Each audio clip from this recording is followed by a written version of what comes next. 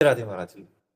राधे राधे महाराज जी। महाराज जी, संन्यास लेते समय आपको ईश्वरीय प्रसाद की अनुभूति का इतना प्रबल विश्वास कैसे था कि जिसने आपको संन्यास के इस सिद्ध द्वार तक पहुंचा दिया?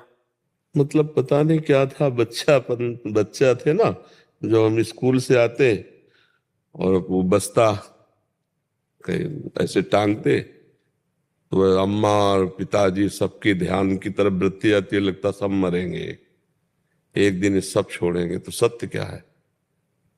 मतलब कहीं ना कहीं पूर्व जन्म का कोई बीज था जो सत्य के लिए हमें प्रेरित करता। सत्य क्या है? फिर कौन साथी है मेरा?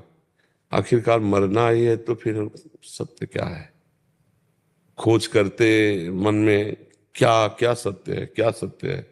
तो रोज शाम के हमारे जो शरीर के बड़े भाई थे वो भागवत सुनाते थे, आधा घंटे पूरा ऐसे परिवार बैठता था।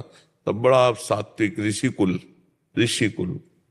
मतलब मोहल्ले में प्याज लहसुन भी नहीं आता होगा, ऐसा सात्विक। तो उस भागवत से पता चला कि भगवान की प्राप्ति ही जीव का परम लक्ष्य है। तो पूर्व का तप होगा, भजन होगा जरूर, क्योंकि बाल्यावस्था में ऐसी लगन मतलब मुश्किल होती। बस मन ने ठान लिया, 9th पास हुए थे, भागो, संसार से भागो, भगवान की प्राप्ति करनी है। हमें यह भी पता नहीं था कि भगवान की प्राप्ति के लिए गुरु बनाया जाता है, संत वर्ण का अभी कुछ ज्ञान नहीं था। बस एक भागो भागो, भाग करके एक नंदेश्वर शंकर जी का धाम है, वहां रुके। वहीं से दृढ़ विश्वास विश्वनाथ जी भगवान शंकर ने करा दिया, अब आज जीवन घर नहीं जाना और मुझे भगवान की प्राप्ति करनी है। बस सब संयोग बनते चले गए, सदगुरु मिला, बस कहीं अटकने नहीं दिया, कहीं फंसने नहीं दिया। अच्छा, ऐसा जीवन रहा कि कभी पूरे जीवन में वृंदावन के सिवा हमें कभी रसोई से भोजन नहीं मिला कि हम ऐसे बैठे हैं हमें कोई पवा रहा है, कभी जिंदगी में नहीं। या शंकर जी का मंदिर खंडहर, ऐसे घर गृहस्थी में कभी एक रात भी पूरे जीवन में, जवानी पूरी निकल गई, हमारा स्वभाव ऐसे ही था, ऐसे ही बात करना। अगर भिक्षादि के लिए कभी नहीं, कभी किसी से संपर्क नहीं, कोई संपर्क पूरा जीवन।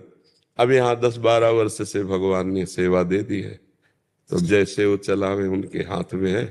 कर तुम अकर तुम अन्यथा कर तुम, ये पूरा जीवन भगवान के द्वारा ही चलाया गया। हमें तो कहीं कुछ नहीं दिखाई दे रहा कि इसमें हम कहीं हैं।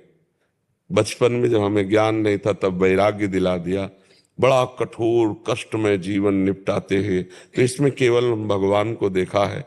हम कहीं मैं नहीं रहा, क्योंकि ना हमें इतना ज्ञान था, ना हमारा कोई साथी था, ना हमारा कोई लक्ष्य बना। पर एक बात ये थी कि अव्यक्त भगवान मुझे घसीट रहे थे और था मुझे भगवत प्राप्ति करनी है। ये मुझे सिखाया पढ़ाया ज्ञान नहीं है, ये केवल भगवान के द्वारा प्रेरित किया हुआ, उन्हीं के द्वारा। अब जो जीवन है ये अलग जीवन है, ये ऐसा है कि रिमोट से चल रहा है। पहला जो जीवन था वो भारी तप में जीवन था, बड़ा कष्ट में जीवन था। अब कष्ट में जीवन है पर उसकी कष्ट निवारण की सुविधाएं हैं। दर्द है तो दवा मिल जाती है, डायलिसिस हो रहा है, पहले सर्दी गर्मी बरसात भूख प्यास गाली अपमान, कोई उसके लिए सब कुछ सहना, पर हर समय हमारे साथ भगवान रहे हमको बोध रहा है। हर समय भगवान का अद्वितीय प्यार दिखाई देता है। कभी कभी अपमान जब होता, लोग गालियां देते गंगा किनारे जैसे, तो आकाश की तरफ देखते कि भगवान, तो आता सह जाओ, टूटना नहीं, चुप, सह जाओ सह जाओ।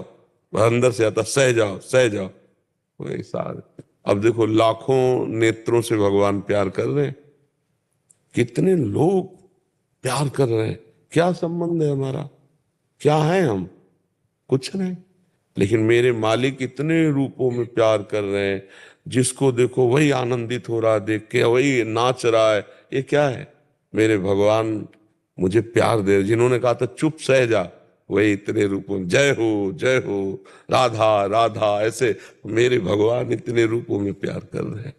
तो कहीं हम नहीं थे ना संन्यास लेने में, कहीं हम नहीं थे इतना कठोर जीवन व्यतीत करने में, और कहीं हम नहीं हैं इन सुविधाओं में। मेरे भगवान का केवल चल रहा है। कभी ऐसे पूरे संसार में एक भी व्यक्ति मेरा नहीं है, और पूरे संसार में हमें सब तरफ से प्यार मिल रहा है, क्योंकि मेरे भगवान सब रूपों में प्यार कर रहे हैं। ऐसा देख रहे हैं। कहीं हम न साधना में करने में थे, न कहीं हम इस वृंदावन की इस स्थिति में है। मेरे प्रभु सब कर रहे, और वो हम केवल देखते जा रहे हैं कि मेरे प्रभु क्या करा रहे, क्या बुलवा रहे, क्या दिखवा रहे। समझ पा रहे हो हमारी बात?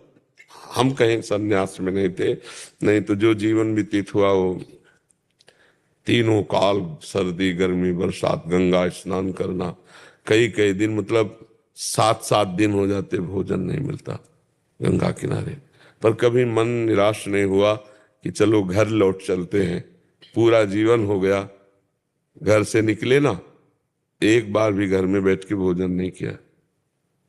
पूरी जिंदगी हो गई जन्मभूमि नहीं, माता पिता सब पधार गए, कभी हमें पता नहीं, कभी हमें सूचना नहीं, कभी कोई मतलब, बिल्कुल असंग जीवन व्यतीत। अब व्यवहार में प्रभु उतार रहे, इतना व्यवहार, तो यह है कि जीवन का अंतिम समय है, अब जो भगवान करवा ले, उन्हीं का खेल चल रहा है। ऐसे चले हैं, ऐसे तो हमें ऐसे चलाया भगवान ने अपनी गोद में।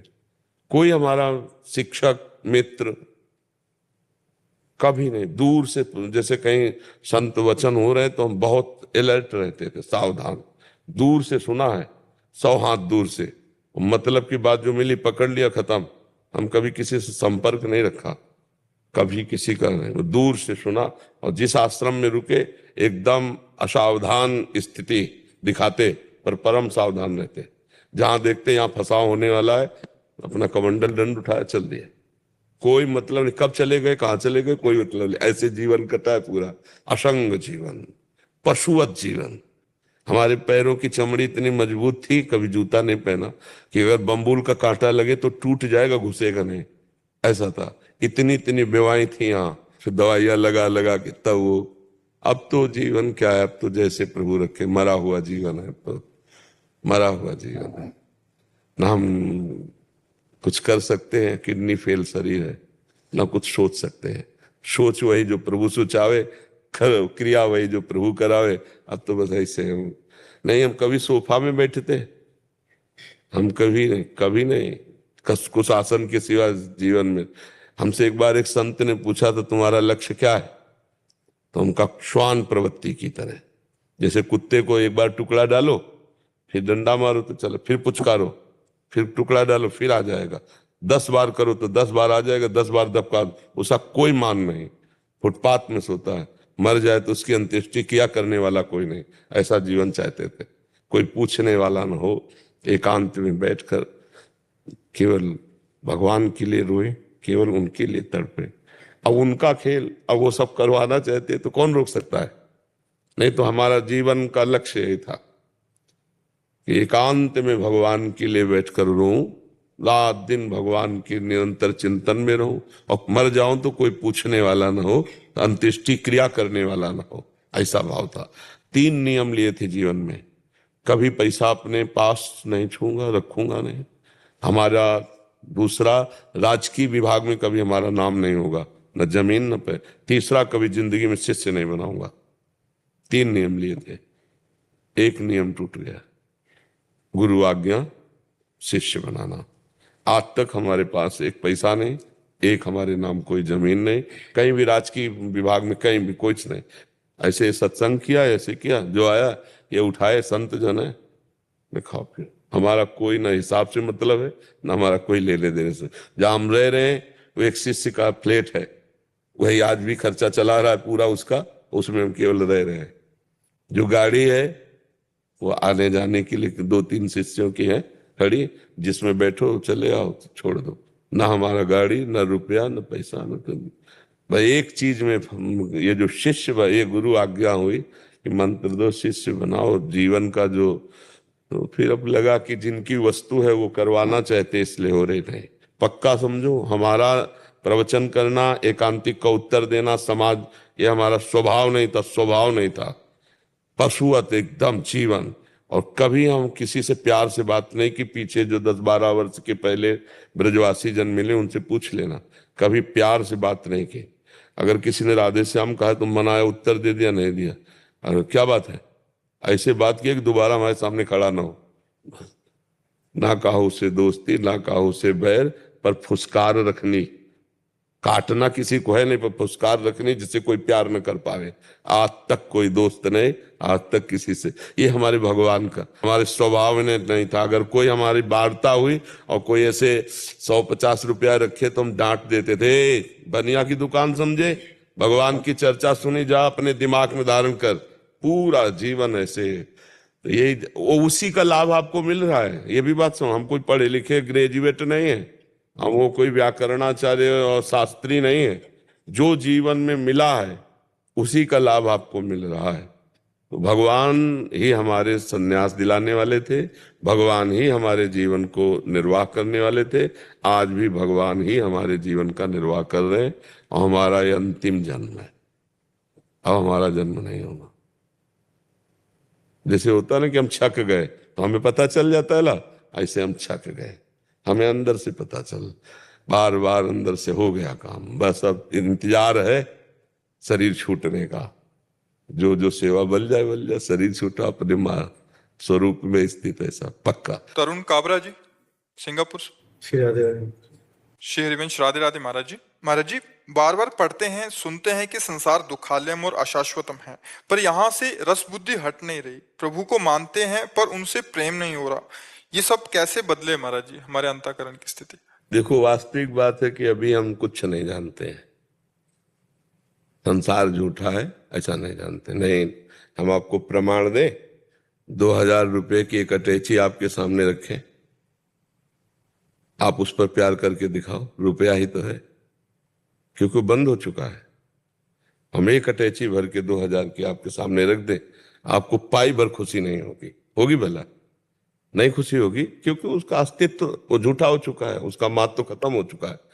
आपकी बुद्धि में जिस दिन जगत का महत्व खत्म हो जाएगा और भगवान का महत्व जागृत हो जाएगा, तो एक क्षण के लिए भी भगवान का विस्मरण आप बर्दाश्त नहीं करेंगे। तद विस्मरणेन परम व्याकुलते थे।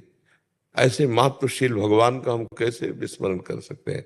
तो वास्तविक क्या है कि एक होता है बुद्धि की जानकारी हो जाना और एक होता है हृदय से स्वीकार कर लेना। अभी हृदय से स्वीकृति नहीं हुई कि संसार असत है, ये भोग असत है, बुद्धि में जानकारी हो चुकी है। तो इस जानकारी को जब तक अनुभव में नहीं लाया जाता तब तक जानकारी व्यर्थ ही होती है। तो हमारी जो भोगों में रस बुद्धि है वो तब छूटेगी जब भगवान के नाम में रस बुद्धि हो, भगवान के रूप में रस बुद्धि हो। तो हमको जपना पड़ेगा, बार बार नाम को जिह्वा से रगड़ना पड़ेगा। जैसे दो लकड़ियों के घर्षण से, अति घर्षण से अग्नि पैदा हो जाती है, ऐसे जबान में नाम के घर्षण से ज्ञानाग्नि प्रकट हो जाती है। और जब ज्ञान प्रकट होगा तो संपूर्ण भोग विलास, जैसे बमन, जैसे विष्ठा, जैसे विष, ऐसे शास्त्रों में वर्णन आया है। बमनवत त्याग, मलवत त्याग, विषवत त्याग, ब्रह्मादिक के भोग शब्द विषम लागत ताय, नारायण ब्रज चंद की लगन लगी है। ब्रह्मादिक के भोग, मृत्यु लोक की बात क्या है? रमा विलास राम अनुरागी, तजत बमन जिम जन बड़भागी। भगवान के बड़भागी भक्त त्रिभुवन की भोग वैभव लक्ष्मी को ऐसे त्याग देते हैं जैसे बमन की तरफ कोई नहीं देखता है। ऐसा मलवत त्याग कर देते, जैसे मल त्याग का अहंकार नहीं होता, ऐसे बड़े त्याग का भी अहंकार नहीं। कैसे? जब खूब नाम जप करे तो आप नाम जपने लगो, उठते बैठते चलते फिरते जितना नाम जप करोगे उतना ही ज्ञान प्रकाशित होगा। जितना सच्चा ज्ञान होगा उतना ही जगत का राग छूटेगा। राग छोड़ने का मतलब कहीं भाग के जाना नहीं, इसी के बीच में रहो, खाओ पियो सब, लेकिन राग नहीं होना चाहिए अंदर का। वही एक आदमी खा रहा है राग पूर्वक, और एक आदमी असंग भाव से पा रहा है शरीर पोषण के लिए। अब जैसे गाड़ी कितनी भी महंगी होगी, डीजल न डालोगे तो चलेगी नहीं ना। तो ये गाड़ी है, ये मैं नहीं हूं, और एक मैं पूर्वक पा रहा है और एक ज्ञान पूर्वक इसमें डाल रहा है, भोक्ता नहीं बना, डाल रहा है इसमें कि इस शरीर रूपी गाड़ी को अन्न जल चाहिए। ऐसे हर विलासिता, हर भोग, उसका राग खत्म हो जाता है। राग खत्म हुआ, सब बढ़िया हो गया। तो ये राग खत्म होगा भजन से। जितना भजन के बिना खूब ज्ञान है, खूब प्रवचन हो रहे हैं, खूब प्रवचन सुने जा रहे हैं, पर परिवर्तन नहीं हो रहा। नाम जब भजन होगा, ये सच्ची बात मान लो, हमारी प्रार्थना मान लो, जितना नाम जप करोगे उतने ही आप उच्चतम आध्यात्मिक जन बन जाओगे। और नाम जप नहीं तो आप योग वाशिष्ठ वेदांत गीता ये सब कंठस्थ कर लो, लेकिन जिस समय जो मोक्ष आएगा वो आपको गिरा देगा, रौंद देगा। उससे बचने के लिए नाम जप, नाम बल है। जितना आप जप के देख लो, मन नाम में नहीं लगेगा और नाम में लग गया तो बेड़ा पार हो गया। नाम कलयुग केवल नाम आधारा, सुमिर सुमिर नर उतरहि पारा। खूब नाम जप करो। हमारी मान लो कलिकाल है और कोई साधन काम में आने वाला नहीं। देखो हम खूब जानते हैं कि संसार झूठा है, पर पूरा समय उसी झूठे के चिंतन और भोग में जा रहा है। देख लो आप, ज्ञान होना बड़ा कठिन बात है। ज्ञान की बातें कर लेना, ज्ञान की बातें पढ़ लेना एक अलग बात है, लेकिन समय पर ज्ञान प्रयोग में आ जाए कि अरे यार असत है, ये असत को क्या भोगे, ऐसा ज्ञान अंदर आ जाए और रुचि ना हो, तब माने कि अध्यात्म का कोई रंग चढ़ा है। पर अध्यात्म का रंग ऐसा बिना भजन के नहीं चढ़ेगा। खूब भजन करो, और भजन करने के लिए पवित्र भोजन और पवित्र आचरण। अगर व्यभिचार, अपवित्र आचरण और गंदा भोजन, तो विश्वास कीजिए भजन में रुचि नहीं होगी। पवित्र भोजन, पवित्र आचरण तो भजन, और जब भजन तो फिर भगवान की प्राप्ति, दिव्य ज्ञान, दिव्य आनंद सब नाम में छुपा हुआ है। जो आपको नाम प्रिय, राम कृष्ण हरि, जो नाम प्रिय वो खूब नाम बार बार जपिए, पवित्र आहार कीजिए और पवित्र आचरण रखिए। चरित्र पवित्र, भोजन पवित्र, तो भजन खूब डट के होगा। भजन डट के हुआ तो माया से मुक्त हो जाओगे। और अपवित्र आचरण, अपवित्र भोजन, तो भजन नहीं होगा। भोग प्रवृत्ति भागती रहेगी और मन खिन्न हो जाएगा, भजन में नहीं लगेगा। इसलिए ये भी ध्यान रखना है कि हमारा चरित्र पवित्र हो, हमारा भोजन पवित्र हो। आरती जी। राधे राधे। राधे राधे महाराज जी। महाराज जी, भय मुक्त